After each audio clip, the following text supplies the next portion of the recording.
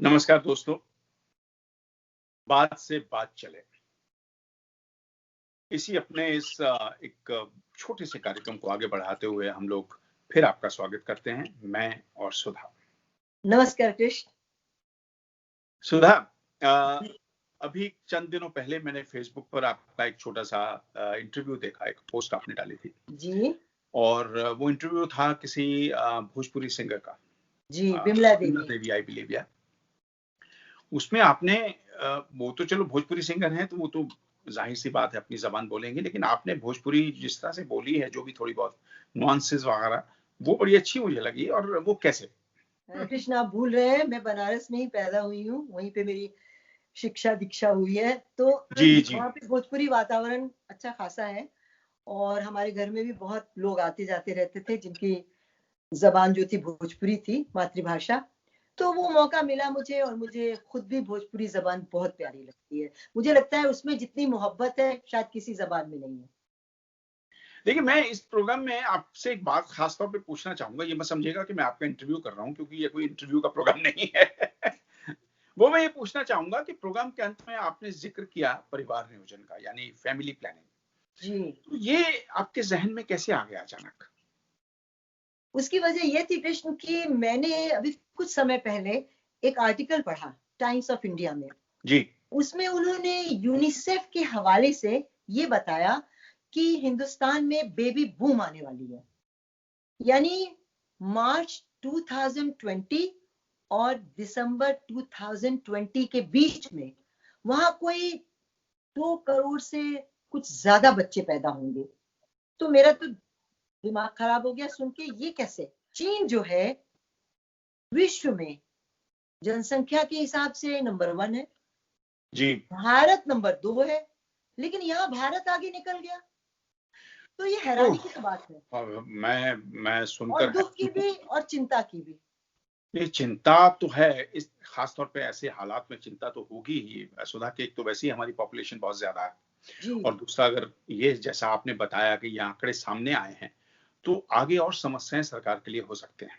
बिल्कुल, तरह-तरह की समस्याएँ होंगी, हेल्थ की प्रॉब्लम्स आएँगी। सब तरह से समस्याएँ होंगी। देखिए, घर, रहने की जगह, सामान, खाना-पीना, धन, एवरीथिंग। और इस समय आप जी, जानती हैं कि किस तरह से पूरी दुनिया में इस समय रिसेशन चल रहा है, मंदी चल रही है। जी, लोग घरों में बैठे हैं, काम नहीं खुले हैं, छोटे-छोटे काम बंद हो गए हैं, जिनको जी, सरकार किसी तरह से जूझ रही है कि कैसे उनका घर भरा जाए, जी, थोड़ा-सा धन उनको मुहैया करवाया जाए, ताकि अपनी वो रोज़ की ज़िंदगी हुँ। आसानी से गुज़ार सकें। कहीं न कहीं हमारा देश किसी न किसी काम में अपना परचम तो ऊँचा कर ही देता है। ये तो आप भी मानेंगी। तो बड़ी बड़ी हैरानी की बात और है। हर लेकिन चीज़ का ज़िम्मेदार भगवान को ठहरा देता है। मैं क्या कहूँ इस पर? मुझे समझ नहीं, नहीं आ तो रहा। यही कहा जा सकता है कि हमें थोड़ी जागरूक होने की ज़रूरत है, लोगों को बताने की ज़रूरत है कि हमें पता है कि हम सब फँस गए हैं अपने-अपने घरों में, खाली इंडिया में क्यों, पूरी दुनिया में मतलब यही पूरी हाल दुनिया में, है। बिल्कुल। जी, और सारी दुनिया में जो है ये नहीं हो रहा है, मतलब बच्चे तो वहाँ भी पैदा हो रहे हैं और कुछ पहले से ज़्यादा संख्या में पैदा होंगे, लेकिन इतने नहीं। तो हमें ये जानना है और हमें ये सोचना है कि हम और क्या कर सकते हैं अपना ध्यान बटाने के लिए, खुश रहने के लिए घर में रहकर। देखिए, इस समय तो यही हो सकता है कि जो लोग घर से काम कर रहे हैं, मेरे ख़्याल से 80% लोग इस समय दुनिया जी, में घर से घरों से काम कर काम रहे हैं। जो जो काम करने जाते थे दफ़्तरों में। जी, लेकिन अगर उसके अलावा अगर जैसे कोई आदमी फ्री है जो घर से काम नहीं कर रहा है, या जिसका बिज़नेस था वो बंद है, जी, बहुत से ऐसे ज़रिए हैं जिनसे आप खुद को व्यस्त रख सकते हैं, जी, बिज़ी रख सकते हैं। जी। आप और घर में रह नेटवर्क पे के जाइए, बड़ी बिल्कुल अच्छी तरह सोशल व्यस्त मीडिया, रह सकते सोशल हैं। आजकल तो यही चल रहा है ना, सोशल डिस्टेंसिंग के साथ-साथ हमारा सोशल मीडिया जो है, बहुत ही बड़ा एक प्लेटफ़ॉर्म बन चुका है। जी, जी, वीडियो पर बातें हो रही हैं, वीडियो चैट्स हो रही हैं, मैसेंजर पर बातें हो रही हैं, जी, और वर्चुअल शोज़ चल रहे हैं, जी। कभी गोष्ठियाँ हो रही हैं। तो इस तरह से बहुत सी ऐसी चीज़ें हैं जिनके साथ हम हाँ, सब अपने आप को व्यस्त रख बिल्कुल। सकते हैं। हुँ। अपनी-अपनी कला के, अपने-अपने हुनर के बल जी, पर। मतलब आप अपना ध्यान कई और चीज़ों में लगा आप सकते हैं। फ़िल्में देख सकते हैं। जी। फ़िल्म के नाम से याद आया कि एक फ़िल्म याद आ रही है, मैंने देखी थी पिया का घर। जिसमें जया भादुड़ी जी और जी अनिल जी धवन थे। अच्छा, ये कॉमेडी थी, लेकिन उसमें एक बड़ी अच्छी सीख थी। उसमें ये होता है कि इनकी शादी होती है, इस कपल की, दोनों की, और एक छोटे से घर में आते हैं, जिस घर, उसी एक ही कमरे में माँ बाप भी रहते हैं, बहन भी है, भाई भी है और सब है।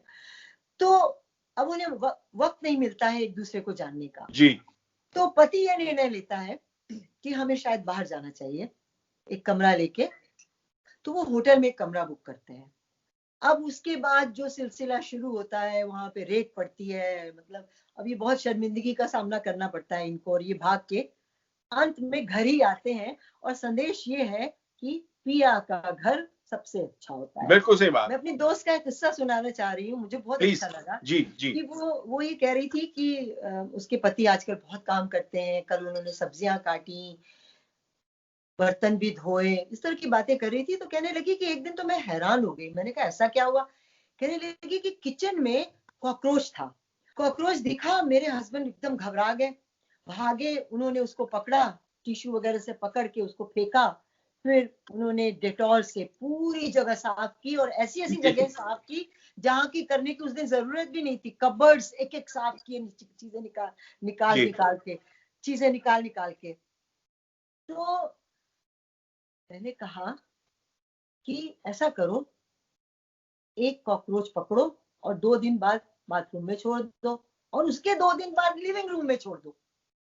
ताकि इस चक्कर में सारा घर साफ हो जाए। बिल्कुल।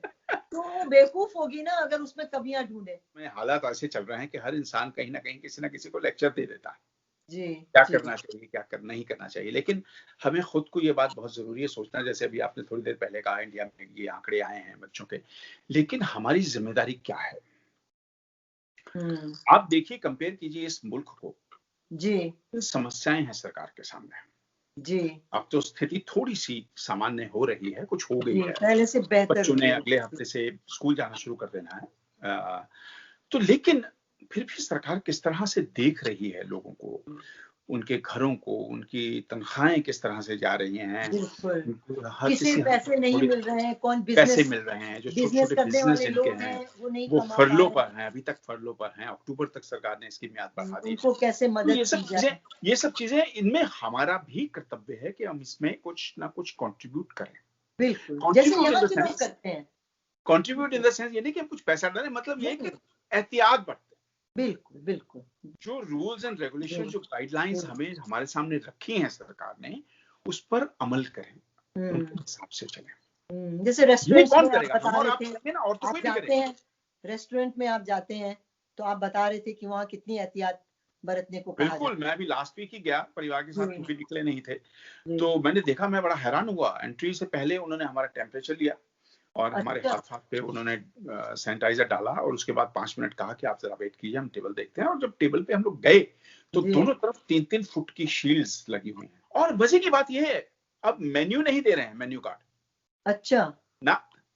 वो लोग क्या करते हैं, आप ऐप आपको दे देते हैं अपने फोन पर उसी वक्त, कि उस पर डाउनलोड करके आप उसमें से आप देख लीजिए क्या मंगवाना है, और वो सेलेक्ट करते जाइए, ऑटोमेटिकली उनके ऐप पर चला जाए। कि ये जो हमारा एक दौर चल रहा है, जी।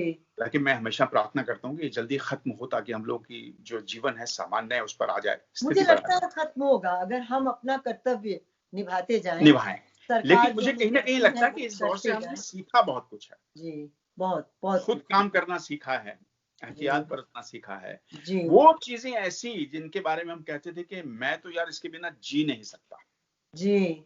हमने उन्हीं चीजों के बिना जीना सीखा, जीना सीख और लिया हम है। जी रहे हैं। जी हम जी मर नहीं गए। जी। हमें अगर अंडे नहीं मिल रहे हैं तो हम अंडे छोड़ के कुछ और खा रहे हैं। तो मुझे एक बात बताइए, अब हम जैसे, क्योंकि अभी हम चर्चा पता नहीं कहाँ से कहाँ, क्योंकि इसी को कह बात रहे से थे, बात से चले बात तो चले ऐसे ही है, ऐसे ही जी। है। लेकिन मुझे आप ये बताइए कि कार्यक्रम, इस अपने छोटे से शो को, प्यारा सा शो जो हमारा है, उसको, उसके समापन से पहले क्या आप कुछ सोच रही हैं, कुछ बोलेंगी, या इसी तरह से हम इसे खत्म करेंगे? बस हम यही रिक्वेस्ट करना चाहेंगे सबसे कि हम जो है पॉजिटिव रहें। बहुत ही नेगेटिव माहौल ऑलरेडी है, और बहुत से चैनल्स में इसको और नेगेटिविटी बढ़ा रहे हैं। लेकिन हमें पॉजिटिव रहने की जरूरत है, हमें स्ट्रांग रहने की जरूरत है ना। और दूसरी बात ये है कि घर पर जब आप हैं तो social networking is the best way to get yourself entertained. Oh yes, बिल्कुल सो बिल्कुल। कीप योरसेल्फ बिजी, क्योंकि व्हाट्सएप पे आप लगे पुराने रहे। दोस्तों से कांटेक्ट कर सकते हैं, अचानक आपको मिल जाते हैं। तो जी। 2 दिन पहले मुझे अचानक अपने एक 40 साल पुराने मित्र मिल गए कनाडा, हम्म। और इससे ना आपका जो दिमाग है वो उल-जलूल चीजों की तरफ नहीं जाता है। जी, कृष्ण, मैंने एक चीज शुरू की है कि मुझे जिससे भी फोन पे बात करनी होती है, जी, मैं सबसे वीडियो पे बात करती हूँ। मुझे लगता है मेरे पास ही कोई बैठा है। ये जितने दोस्त हैं, बहुत बड़ी बात है। ये जो बहुत अच्छा फीलिंग है लगता बहुत है, अच्छी है। बहुत अच्छा लगता है। तो दिन में 3-4 दोस्तों से इसी तरह बात करती हूँ। तो ठीक है, आज के लिए इतना ही। इतना ही, और नेक्स्ट वीक फिर कुछ ना कुछ लेकर हाजिर होंगे। तब तक के जी, लिए नमस्कार। नमस्कार।